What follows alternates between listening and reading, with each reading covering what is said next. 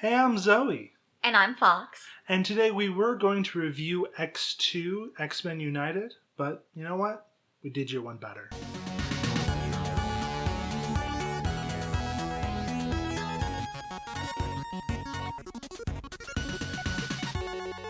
So X2, It's... Mutant Boogaloo. Yeah. it's not a bad movie. I would say, personally, I don't think I liked it as much as the first one. It's a little looser. It's a little... It's a little grander. It's trying to be more, and it loses that magic of the first one that we talked about.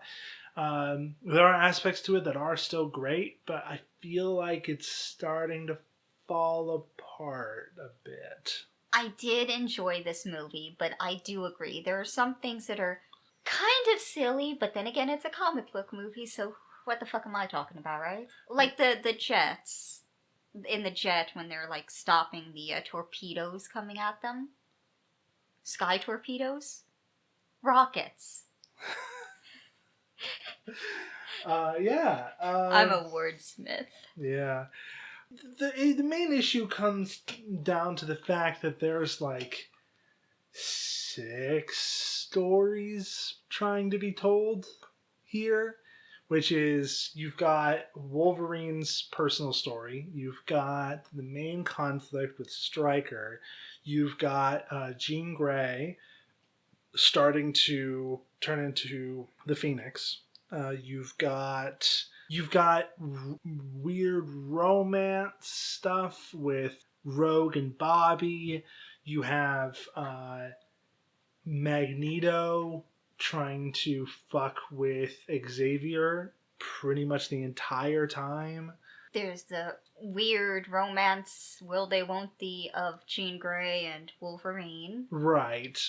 Again. And just like each storyline, it tries to like it tries to split its attention between each storyline just enough that none of them feel important. The only one that is given a little bit more emphasis than the others is the plot with Stryker, but even then, it's like not a lot actually ends up happening. Yeah, when I was trying to think about how I would remake this movie, I realized it really does pack a lot in it, but a lot of it just feels like fluff. Yeah. It's definitely not as tight as the first one. You know what I did like about this movie? Nightcrawler. I love to see my blue boy on screen. This was a great first appearance of Nightcrawler. I think I forgot he was in this movie. I thought he was in the third one. But no, Same. this is his first showing on the silver screen, as far as I know. There's probably older shit, like really old shit. But like, this is the main visual identity of Nightcrawler in like movies and TV shows. And Besides the 90s cartoon, and then X-Men Evolution, another cartoon, I really don't think there was a previous like Nightcrawler iteration, especially not live action. yeah, but it's done very well. He's very fun. Alan Cumming is so good. I love him. He's a great actor. Fantastic actor, and they I think like the amount they give to Nightcrawler was just enough. Yes. Like it was one of the things that was actually kind of metered out correctly in this movie. It was like he shows up right at the beginning, sets the stage, he introduces the main conflict, he ties into the larger plot, but then he's just kind of there. And he does some stuff, but he's just there. Like his role has been fulfilled about 2/3 of the way through, and he's just along for the ride past that. And that's all he needed to be. He did not need to be anything bigger than that. And I think it works really well, and it shows why the romance plots, the Jean Grey Dark Phoenix Jean Grey Dark Phoenix starting plot, why those didn't really work. It's because they couldn't they didn't have the time to get to a point that was satisfying. Mm-hmm.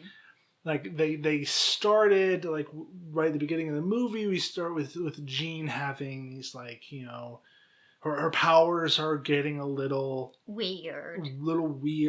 There's It's taking a lot of effort for her to do simple telekinesis stuff. yes, but in a way that's controlled. Like she Mm-hmm. is more powerful than she's been, but it's in an uncontrollable state, Mm-hmm. and so she's having a lot of trouble doing things that she would be doing before. And they reference back to the first movie about how this started with her, you know, Tapping into Cerebros. tapping into Cerebro, and you know, and it gets to like a certain point where, like, it's weird. It's like she gets to like a almost the culmination of her plot right at the end of the movie, but then she like quote unquote dies, and it's not satisfying. It's really not. It's just kind of... It's lackluster, and it feels like something that should happen in the next movie. Yeah, it's lackluster and it feels contrived. Like it doesn't make sense the way that she did this, and then it immediately undermined by the movie being like, oh, she's not actually dead, uh, and it's like, I don't get what the point of this was. Shock value? I don't think so. Like, maybe I don't think shock specifically. I think the scene was like trying to pull on your heartstrings, but it doesn't really work. Like, because okay, so let's go through the actual main plot so we can contextualize this a bit. I really don't think they knew how to use Jean at all, so that's why they've done this. I think that's been a major problem, yeah. Because she's really done basically nothing. Right. So let's walk through the actual plot. So, Nightcrawler attacks the Oval Office, almost kills the president. We stand a king. I don't know if you could say that. It's amazing the FBI isn't knocking down our door. Oh, I might have to cut that part out. Okay, so President almost dies. Then Stryker uses this opportunity to assault the X Mansion and kidnap a bunch of the students. Wolverine, Rogue, Iceman, and Pyro manage to escape, and they meet up. They go to Boston, where Bobby's family lives. Yes. There's that coming out scene that everybody knows. Right, the infamous, have you ever tried not being a mutant? Which is like, okay. It's very heavy-handed, but you know what? So was the last movie. So yeah. That happens. Then the little brother, Bobby's little brother, the piece of shit, calls the cops, and they get into like a big fight with the mutants, and then Storm, Cyclops, and Jean Grey. Is it all three? No, it was just a Storm, Jean, and no, because Cyclops went with Xavier. Yeah, Cyclops and Xavier left to go visit Magneto in his prison because they were worried about stuff that Stryker was doing, and they were out of the mansion as Stryker goes in to attack. They find out that Stryker has the ability to like mind control people using this like fluid, and he also used that on Nightcrawler. Storm and Jean Grey go get Nightcrawler, who explains more of what's going on about Stryker doing all this shit, and then because Stryker orchestrated the attack on the president, and is trying to build his own Cerebro to kill every mutant, and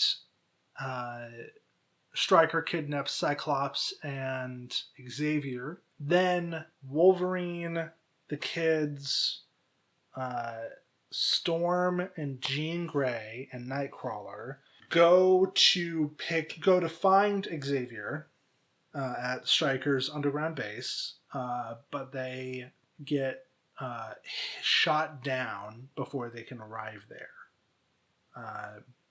By the U.S. government. I think those are like Stryker controlled those jets because they were like part of the like assaults on the or X-Men are like tangentially related because they were in that same airspace. Maybe, yeah. I think that was the implication. It's not really gone into detail. And then, so they're shot down, but Magneto, who has just escaped prison, and Mystique catch them, and they all go to the underground base together.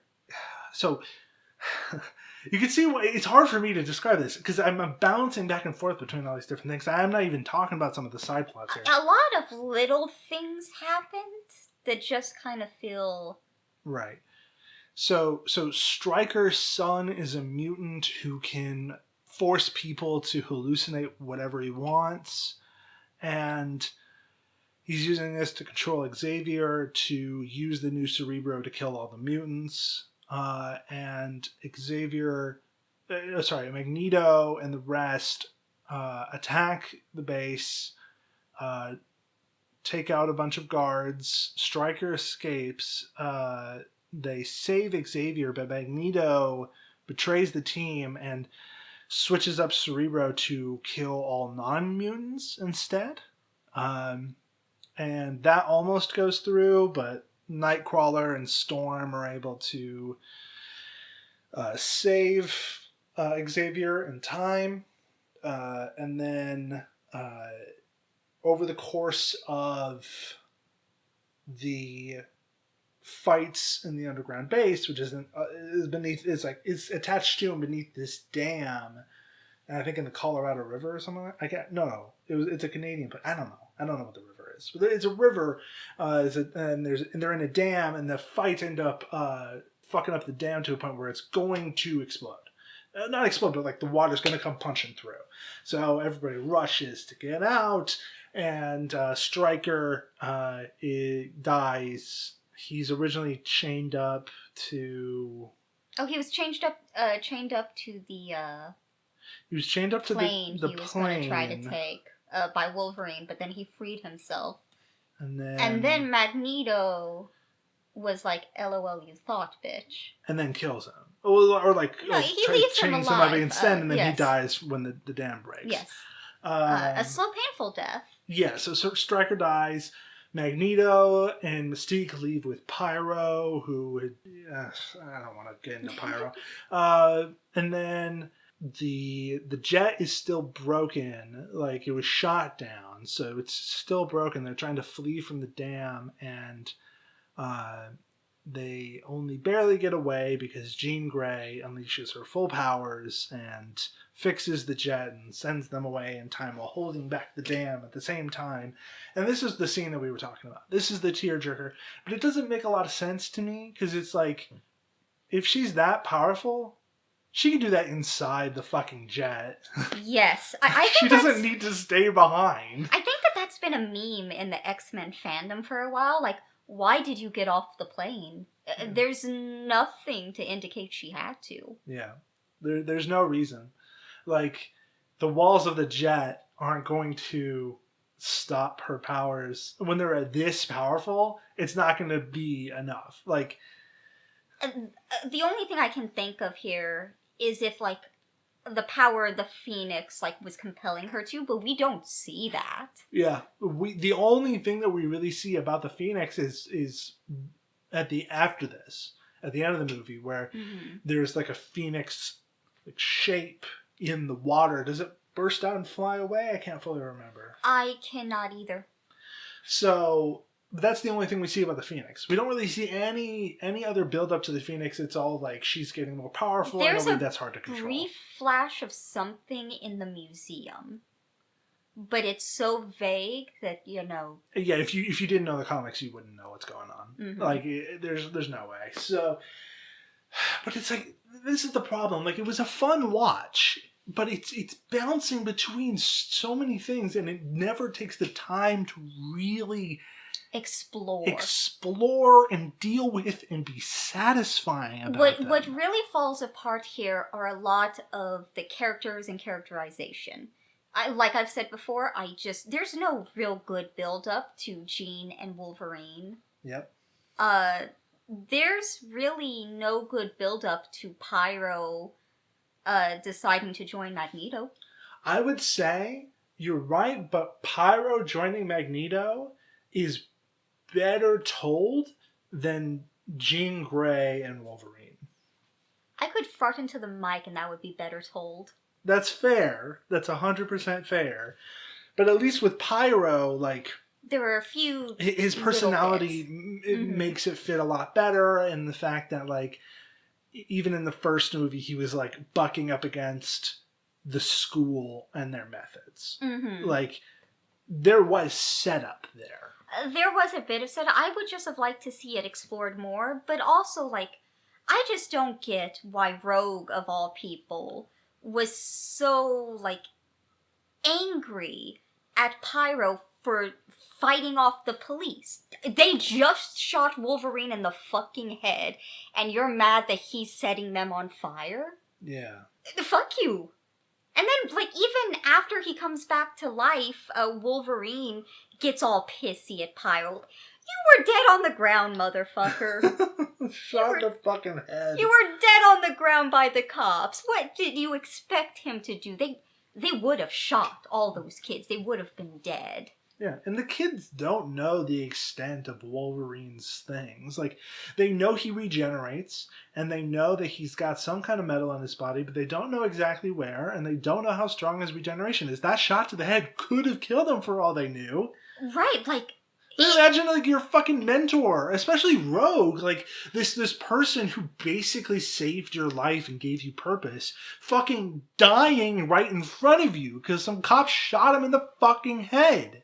And you're pissy that, the lawn gets a little it wasn't even, like, a lot of property damage, really. Yeah, nobody died either. None of the I feel like a jet getting that close to, homes is a lot more worrisome than what was going on with Pyro, okay?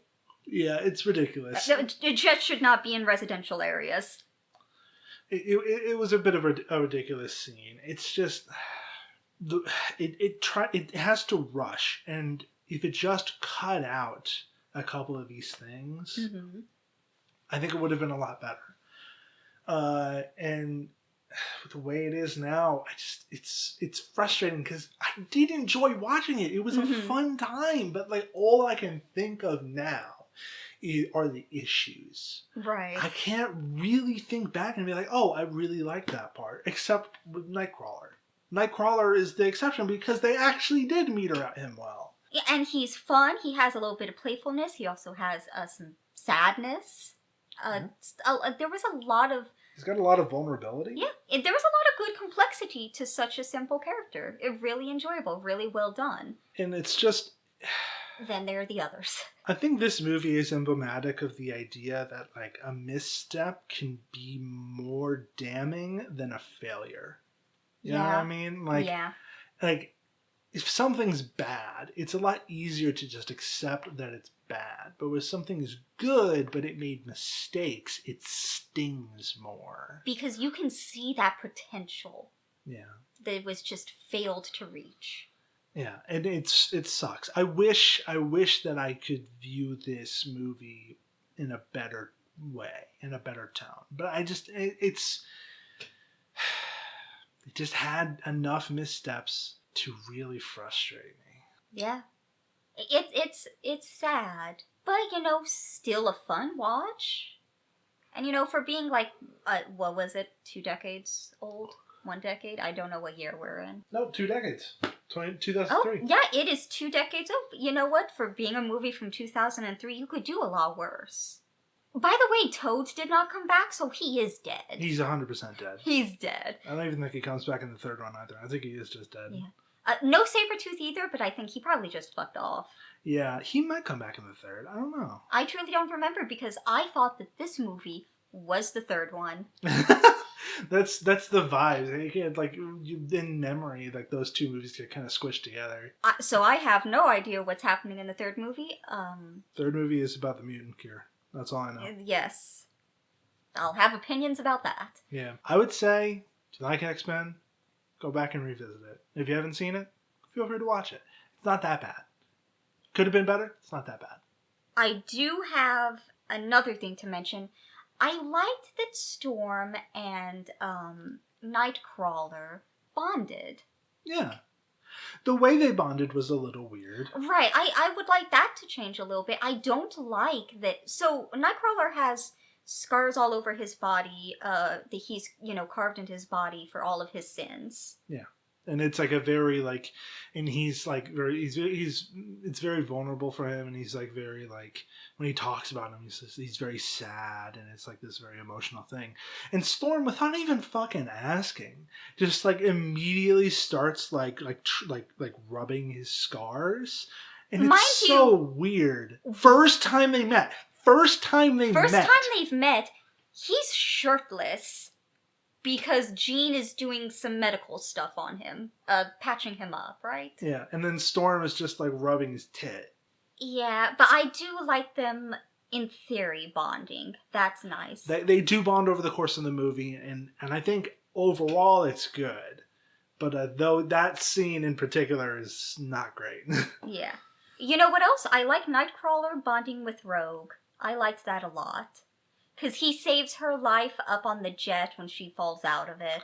Yeah. And then in the forest, they talk, and he's like, "Oh yeah, let's fucking spy on the others." Yeah, that was good. That was good. There was a little nitpick that we had when watching, is like when Nightcrawler, like, teleports, grabs her, teleports back, like, full body hug. I'm like, how are there no body touch there? How is there no skin on skin contact on any of that? Right, and she's not. I feel like she wasn't fully suited up. No, she wasn't. She was wearing normal clothes still. She was I know wearing she had the clothes. She had the gloves, but she was wearing the clothes she got at Bobby's place.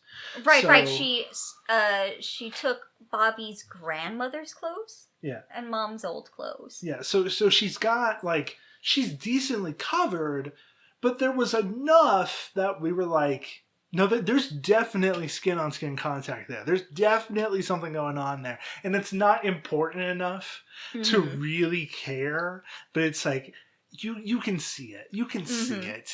I think we should just jump right on into the remakes. Yeah, no, I mean, I think we've hit all the bases. Okay, yeah, let's jump right into the remakes. Okay. So you're going to get started first? Yeah. Let's get me out of the way. So admittedly, I went back and forth on this remake a lot. I actually think it might be one of the harder ones for me. Not because it's a perfect, tight movie, just that there are all these, like, little moving pieces that, they interlock, so you've got to really think about what you're changing. Yeah. There is a lot packed into this movie. There's a lot of potential cascading effects. Right. You change one thing, like, several other things just automatically have to change with it. Yeah. Structurally, I'm going to keep a lot as is. Once again, leaving the beginning intact. Nightcrawler attacking the president, Stryker showing up, Wolverine... I mean, we stand a king. Yeah, I mean, like, you gotta have Nightcrawler. Like, sure, he's mind-controlled, but he's still a badass. Oh, yeah. Like, you gotta keep that up. And, Wolverine goes to the ruins of the place, the facility, the old facility where he got, the dam. I don't think a lot has to change here, mainly just what's going on with the trio. Instead of Bobby and Rogue getting together, I'll be honest, I'd rather the three of them be in, like, the budding beginning of a polycule. Of course you would. Is this a surprise? No. I think it adds a little something, and I think it's a lot more engaging than a sort of love triangle that kind of goes nowhere and is boring. Was there a love triangle? I never got that impression. I feel like there was supposed to be, like, there were kind of hints at it, but nothing Where? Really... Oh, wait, do you remember when Pyro was watching them, like, make out with the kid? That's a bad sentence. Maybe? And it just kind of all screams like that to me. No, but they can't make out. That's like the whole thing. Oh, right. Well, they were being cute together, and John and the kid are like mocking them. Okay, but that's not necessarily love triangle. That's just like, I'm edgy and these people are happy and therefore I don't like them. Or like, they're being gross and I'm a teenager. I mean, no, that's fair. I've always seen it as like this weird love triangle thing. Either way, here they're all getting together. Well, that brings another question. Do you really want to subject them to being in a relationship with Pyro? I love Pyro. He has some issues going on. All three of them do. And when you're a teenager, like, who do you want to get with the most, if not someone that's bad for you? Babe, I Is that just my dating history? No, come on. I think that's just your trauma, babe. I can't refute that. But I don't know, I think it would be cute. And, like, it's the budding, beginning one, right? So, like, they're in that cute phase. Okay, yeah. They're still, like, they haven't butted heads yet. Mostly because Rogue would kill them.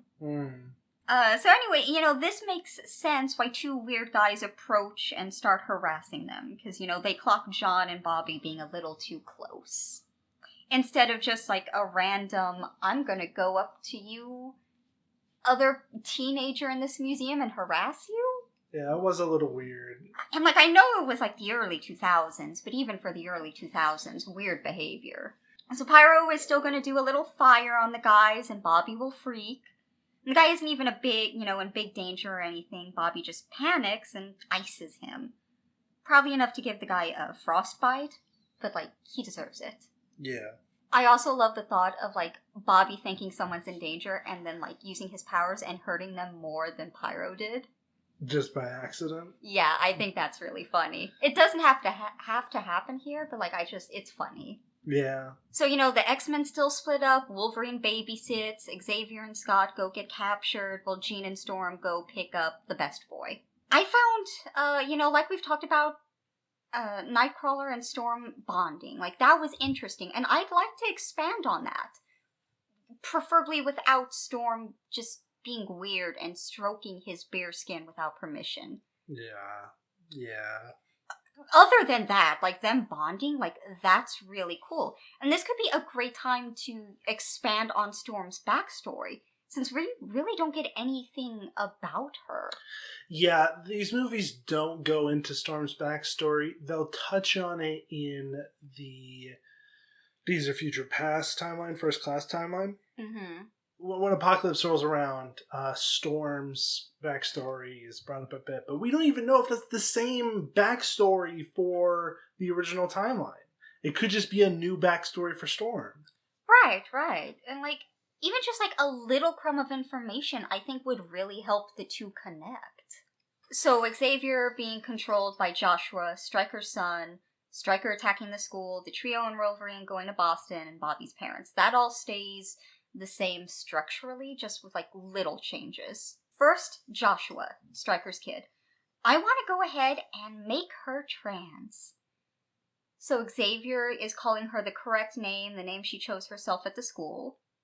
Of course, her father isn't going to use that name, because he's a piece of shit. Yeah.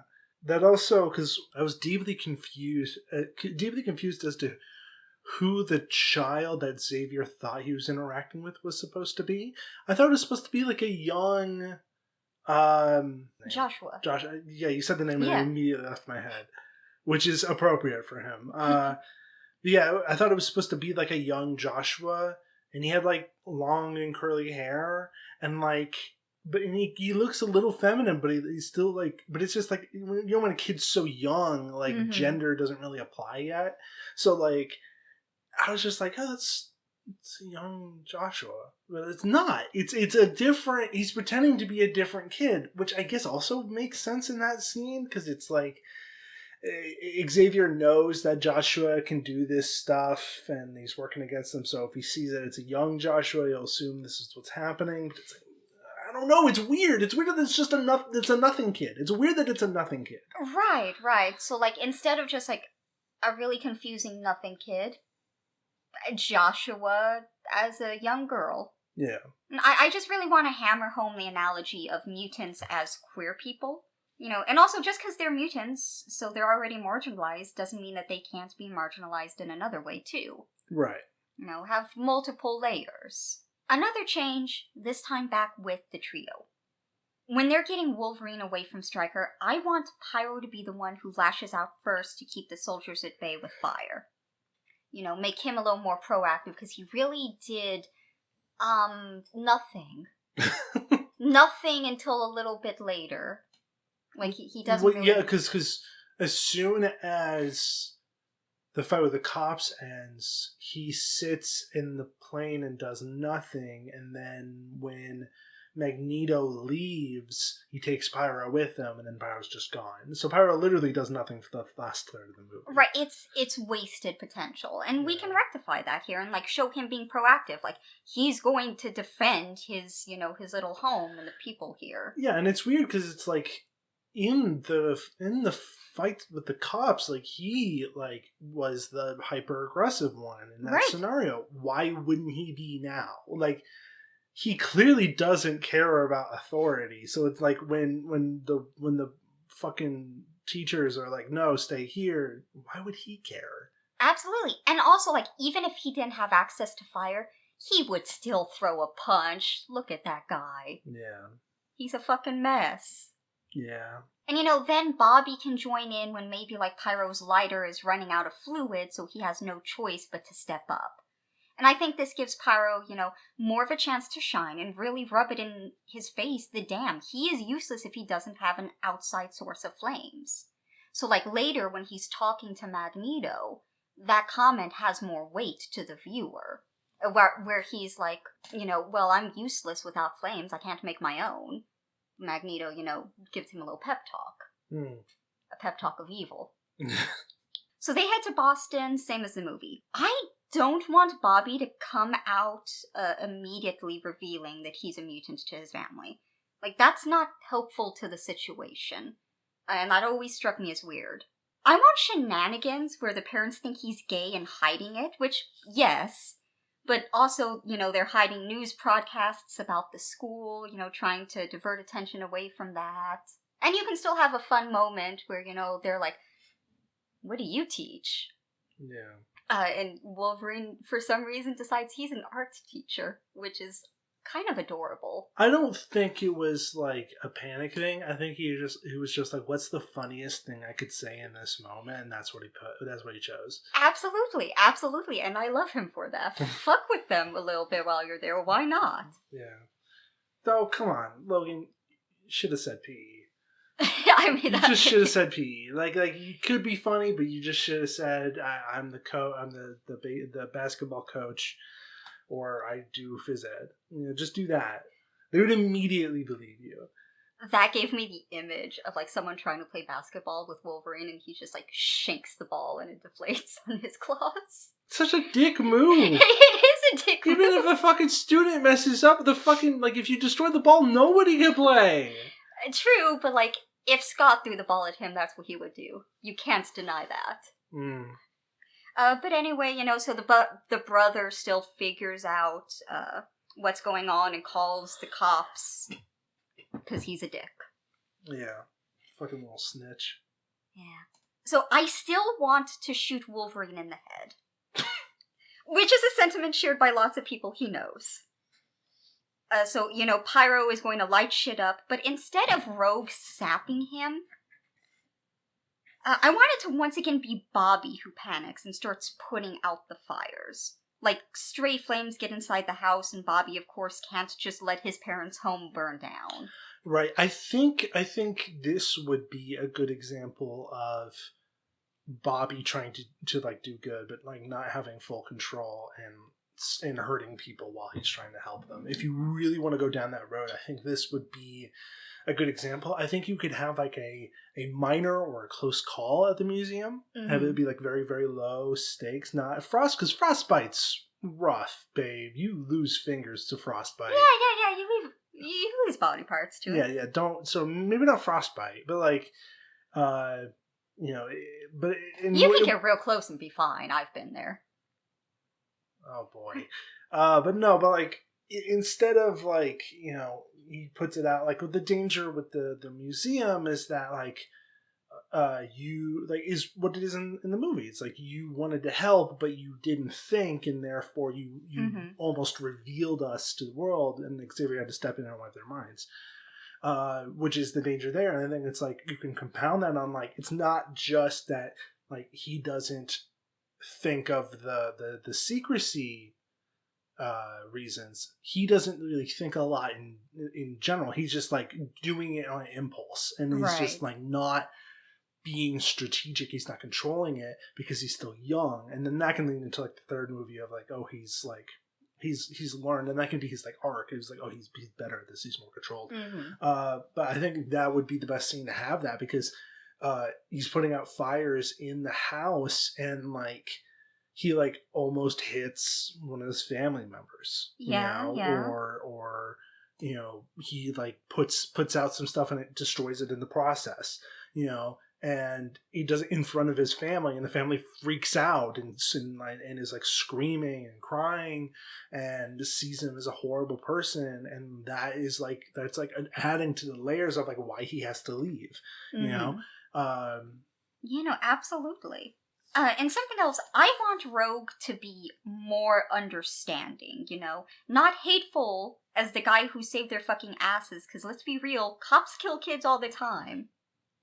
Like, yeah, they're all white, but they're also mutants, and you just saw one of your own shot. Yeah, and Rogue's a runaway. Like, Rogue has been in a situation where she like, cops are a direct threat to her.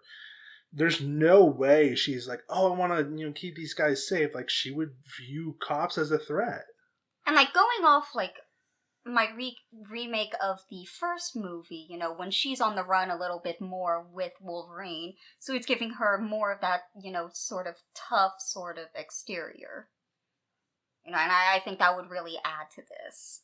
Absolutely. Also, Wolverine shouldn't berate Pyro for attacking cops.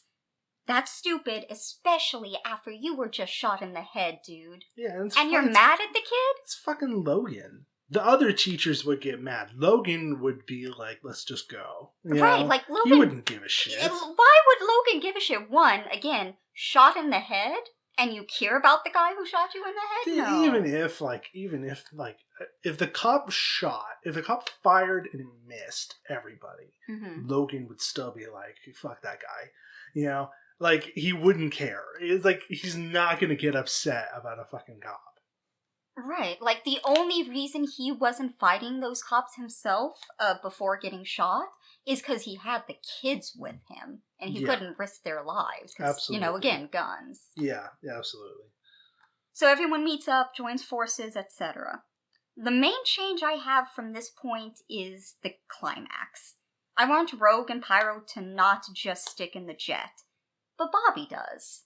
Going off, he's still panicking, he's still afraid of his powers and doing anything with them. I want them to be integral in saving the others and getting them out of there. Because when they're on the plane, they don't do anything, really. Yeah. And I had completely forgotten the climax of this movie from the first time I saw it, so I thought, oh, they're gonna come in and save the day or do something, and all it is like, the jet at the end. Yeah. Which, like, that's cool, but... I mean... It's nothing. It's a pile of nothing. And, like, and during that, I want Rogue to realize Pyro has disappeared, and she maybe sees him leave. That would make sense if they both, like, went to the dam together. And maybe even Magneto tries to get her to join too, but would make sense considering how he fucking kidnapped her. Right. So he's like, you're so powerful, they'll hate you too, and, she'll see John go with him, but, she doesn't value her mutation. She doesn't want to join with that, so she just lets Pyro go sadly. And I think that would be such a powerful scene. I think that would be great, yeah. I think that would work really well. Now, this does mean that it is Bobby who pilots the jet, and that is very funny to me. It's great character growth, and he's learning he can do stuff too.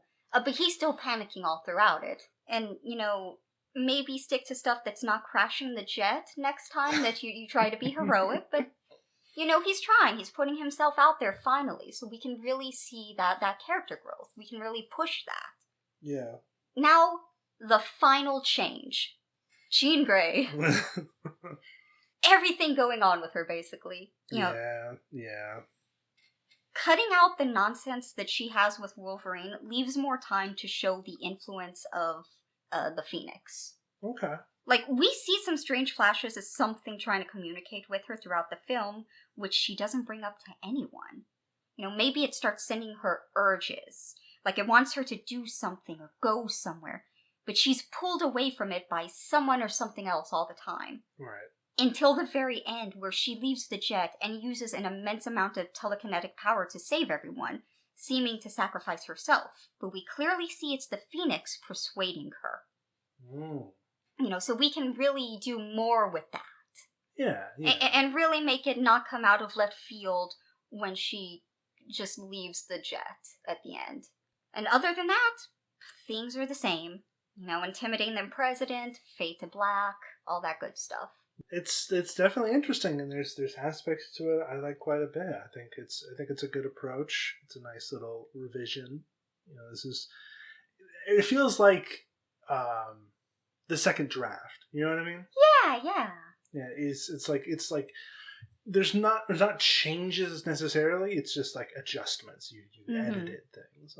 I like that. I think that's a good approach. It's the approach I typically take. My approach is a little bit different. I've got a couple of major changes and then a suite of minor ones as well. First major change, I'm removing Dark Phoenix. All the Dark Phoenix build up in this movie, and we're not doing Dark Phoenix in the next movie. Fuck that. It doesn't work here. You could not build up enough to do Dark Phoenix right.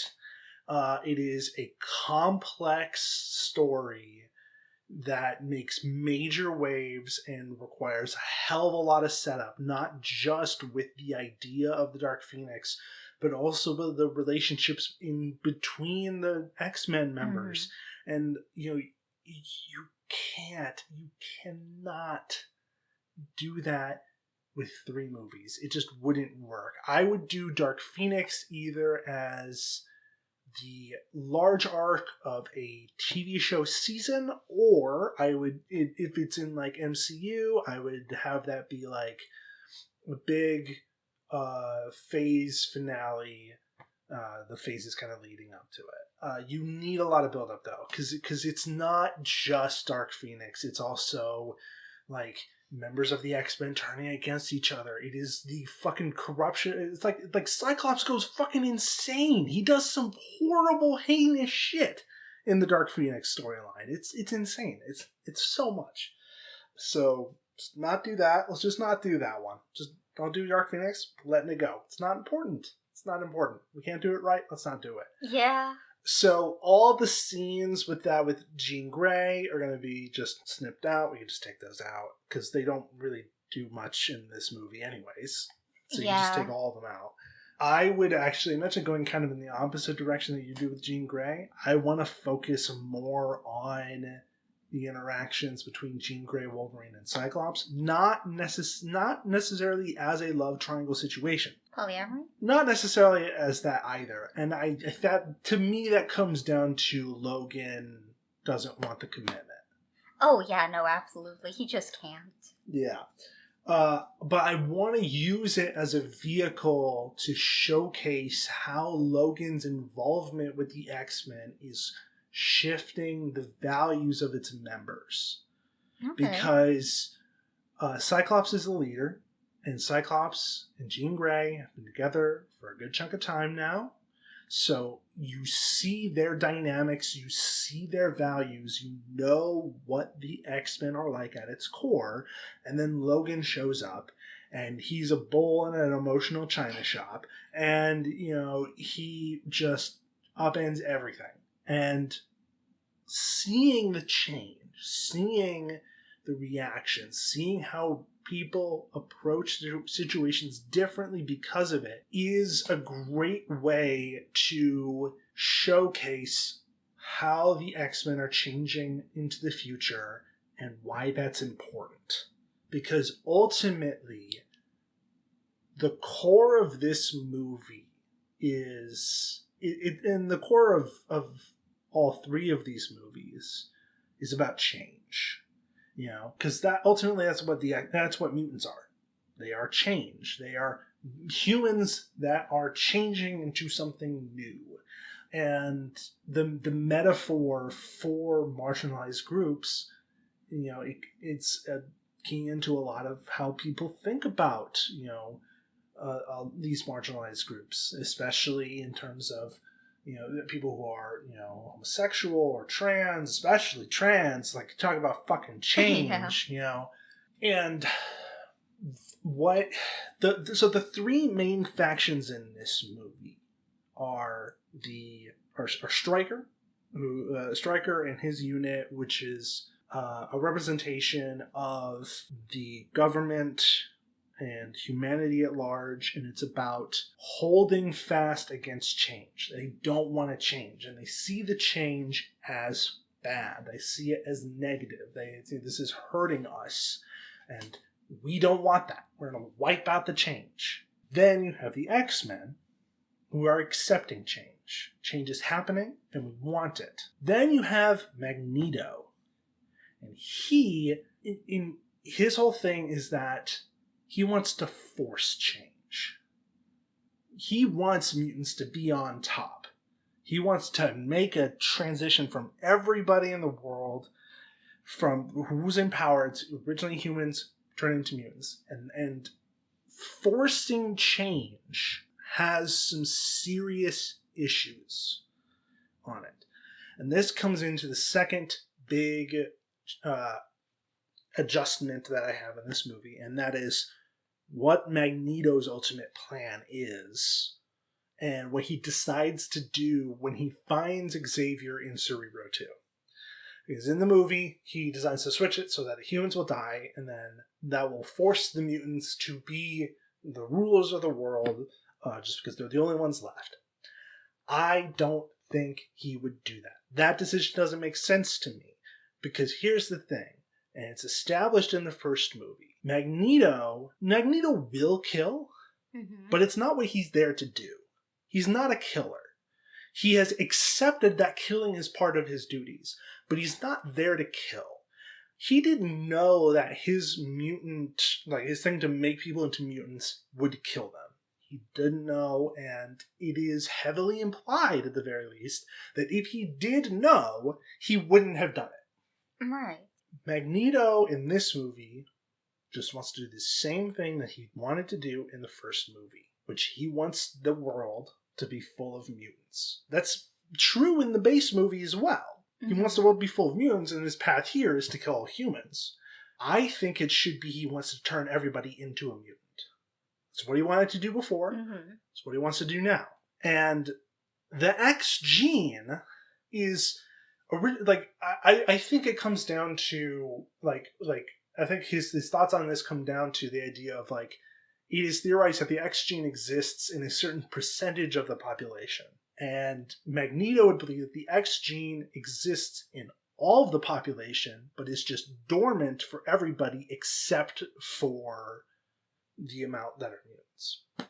And it's really hard to say, and I think there's like some things that are talked about in the movies, especially in the new timeline ones, that seems to suggest that. So what Magneto wants to do with Cerebro is that he wants Charles to trigger the X gene in everybody, properly turning them all into mutants this time, filling the world with mutants, and they will rise above oppression and discrimination because everybody is a mutant. Okay, yeah, I can see why he would want to do that.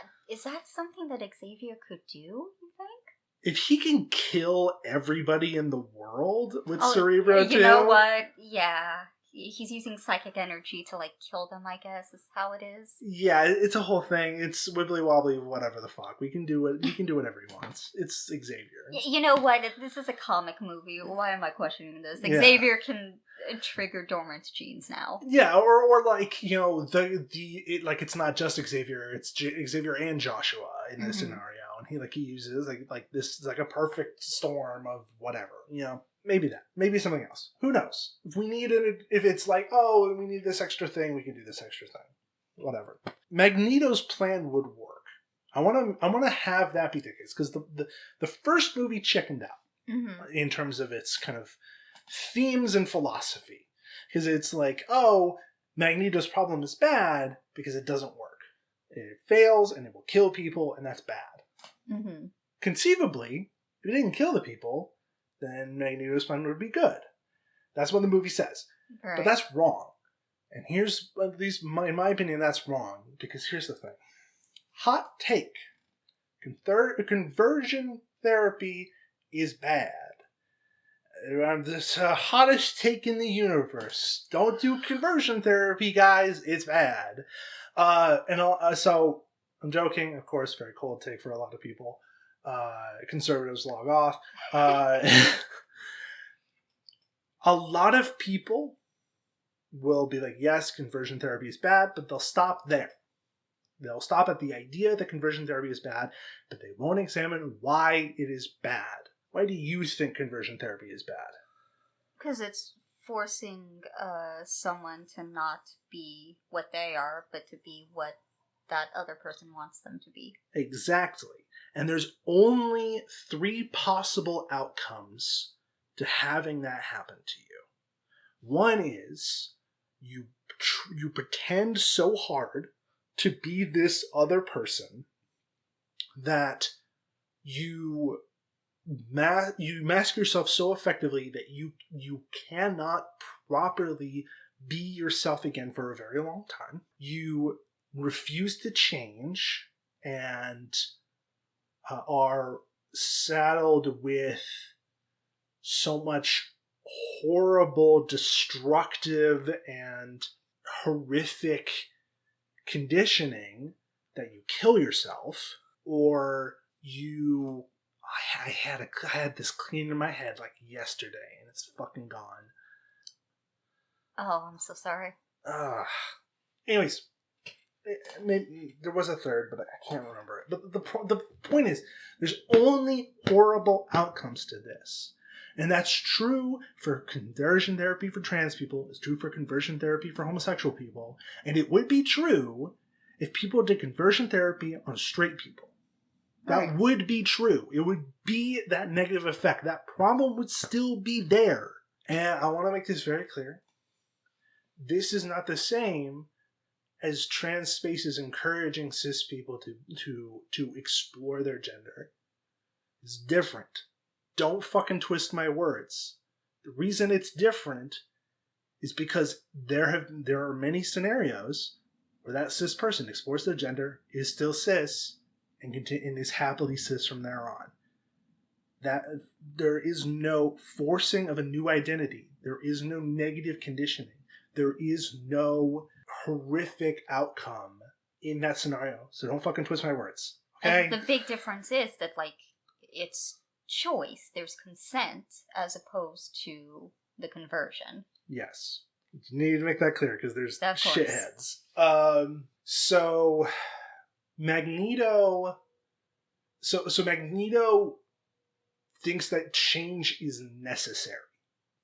And because of that, will force that change onto literally everybody, which is why he is wrong, which is why he is harmful. That's why he's hurting people and why he needs to be stopped. That's why the X-Men are there. And that needs to be the core of this. And those are the big changes. A lot of the rest of the movie is the same. I would say to hammer home the idea of change, I like the idea of Joshua being trans. I feel like that's very appropriate.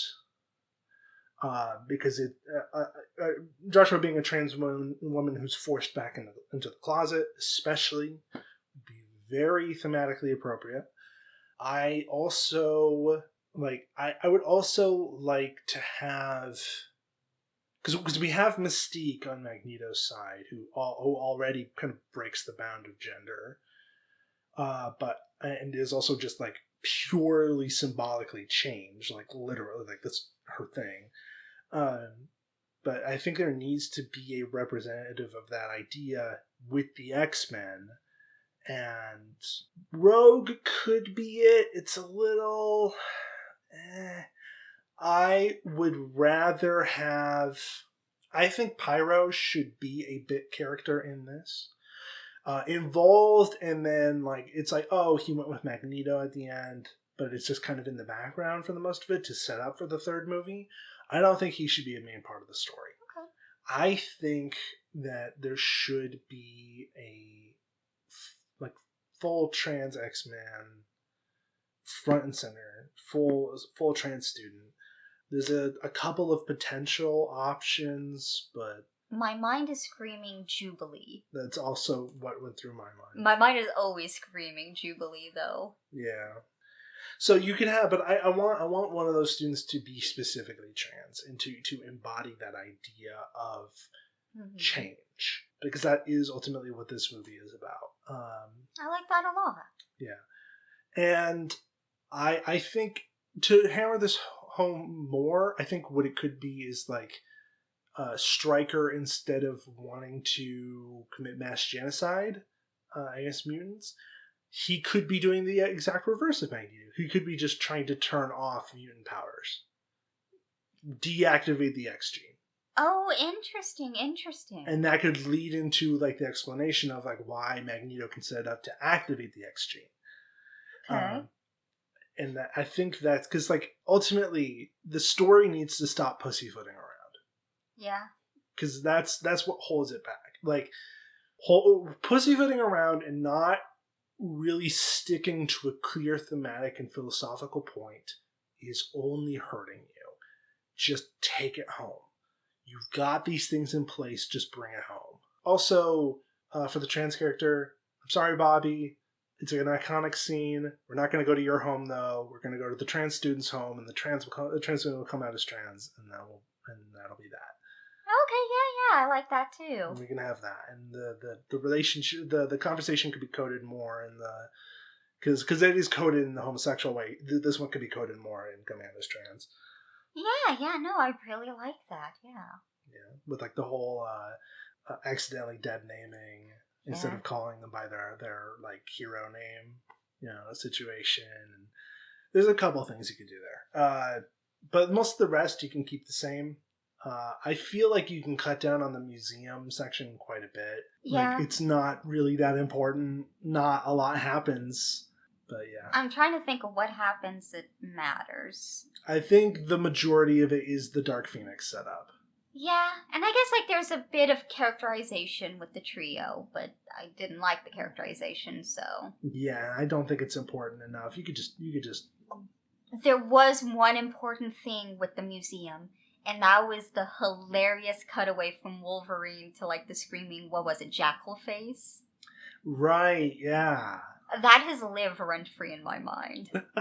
It shouldn't. It won't leave, though. So yeah, those are my ideas. I didn't go super wild on this. Mine is also like a revision, but mine's a little bit more of a stark revision. It's just like, don't back off. Follow through. Follow through with your ideas. Go hard. Go 100%. If you're bringing up a topic, follow it through to its completion. Because why? If you don't, why even bring it up? What's the point? I absolutely love these little changes. Yeah. Yeah, that's X2. Next month we'll do X-Men: The Last Stand. Thank y'all for bearing with us. I don't know if you said on the Twitter, I did get my wisdom teeth removed, so I have been fucked up for a bit, but I'm feeling a lot better, and we're full steam ahead. I believe I forgot to make a tweet. I put it on my to-do list, and I didn't do it.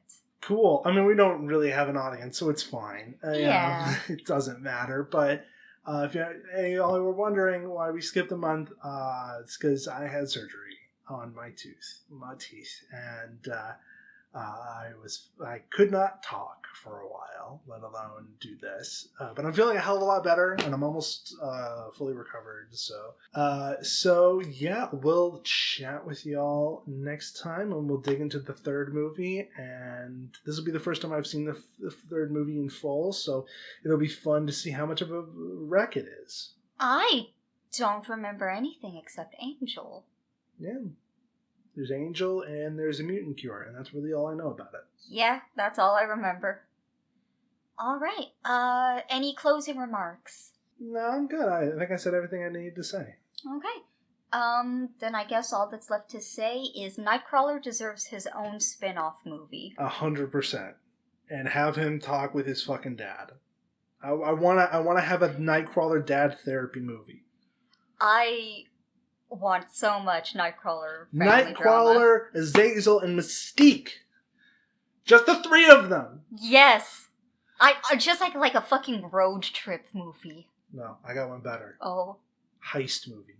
With the three of them. Shit. Heist movie with the three of them, and then they deal with their family issues. Yes, as a yes, side. yes. Who owns Marvel movie rights right now? Well, I mean, this is more...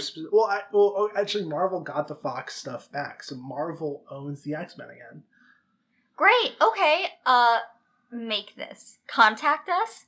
We'll write up a script. We can come up with something good. Yeah, Kevin Feige, you're almost certainly not gonna listen to me because I trash talk you all the time, but, you know... I've never said a negative word in my life. Hit me up. You can't say that. You can't say that one.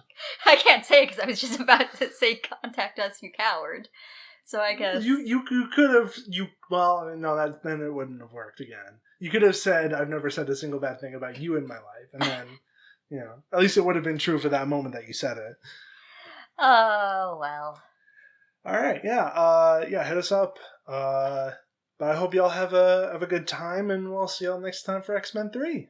I was going to say the title of it, but I don't know it. The Last Stand. The Last Stand.